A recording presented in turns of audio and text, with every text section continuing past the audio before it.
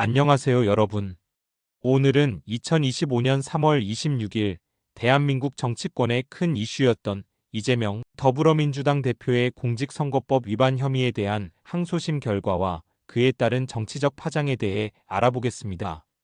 이재명 대표는 지난 대선 기간 중 공직선거법상 허위사실 공표 혐의로 기소되어 1심에서 징역 1년에 집행유예 2년을 선고받았습니다. 이러한 판결은 그의 정치 활동에 큰 제약을 가할 수 있는 상황이었습니다.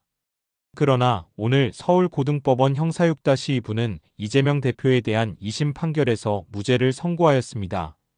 재판부는 이 대표의 발언이 허위사실 공표로 볼 수 없다고 판단하였습니다. 이러한 판결에 대해 이재명 대표는 사필규정이라며 검찰이 정치적 동기로 수사를 진행한 것에 대해 비판하였습니다. 그는 이제 검찰이 불필요한 공력을 낭비하지 말고 본연의 임무에 충실하길 바란다고 밝혔습니다. 반면 국민의힘은 이번 판결에 깊은 유감을 표명하며 대법원에서 정의가 바로 잡히길 바란다는 입장을 밝혔습니다. 권영세 비상대책위원장은 우리 당으로선 유감스럽다. 대법원에서 신속하게 정의가 바로 잡히길 바란다고 말했습니다. 이번 무죄 판결로 이재명 대표는 정치적 입지를 더욱 공고히 하게 되었습니다. 특히 윤석열 대통령의 탄핵 심판이 진행 중인 상황에서 이 대표는 차기 대선에서 유력한 후보로 부상하고 있습니다. 여론조사에서도 그는 선두를 달리고 있으며 이번 판결로 그의 대세로는 더욱 탄력을 받을 것으로 보입니다. 그러나 이재명 대표는 아직 다른 법적 문제들을 안고 있습니다. 대장동 개발 비리 의혹 등 여러 사건에 대한 재판이 진행 중이며 이러한 사법 리스크는 그의 정치 행보에 변수로 작용할 수 있습니다. 한편 윤석열 대통령의 탄핵 심판 결과에 따라 조기 대선이 실시될 가능성이 있으며 이에 따라 정치권은 더욱 긴박하게 움직이고 있습니다.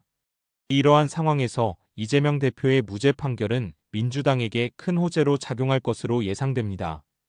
이재명 대표는 무죄 판결 직후 안동 산불 현장을 방문하여 피해 상황을 점검하고 복구 지원을 약속하였습니다. 이는 국민과의 소통을 강화하고 민생 현안에 집중하겠다는 의지를 보여주는 행보로 해석됩니다. 정치권은 이번 판결을 계기로 새로운 국면을 맞이하고 있습니다. 각 정당은 향후 전략을 재정비하고 다가올 선거에 대비하고 있습니다. 국민의힘은 대법원 판결에 기대를 걸고 있으며 민주당은 이재명 대표를 중심으로 결집하고 있습니다. 전문가들은 이번 판결이 향후 정치 지형에 큰 영향을 미칠 것으로 전망하고 있습니다. 이재명 대표의 지지율 상승과 함께 민주당의 결속력이 강화될 것으로 보이며 이는 차기 대선 구도에 중요한 변수로 작용할 것입니다. 그러나 이재명 대표의 남은 사법적 과제와 윤석열 대통령의 탄핵 심판 결과 등 아직 해결되지 않은 문제들이 많습니다. 따라서 정치권은 계속해서 긴장 상태를 유지하며 상황을 주시하고 있습니다. 이상으로 이재명 대표의 2심 무죄 판결과 그에 따른 정치적 파장에 대해 알아보았습니다. 앞으로의 정치 상황이 어떻게 전개될지 주목되며 국민들의 관심과 참여가 더욱 중요해지고 있습니다.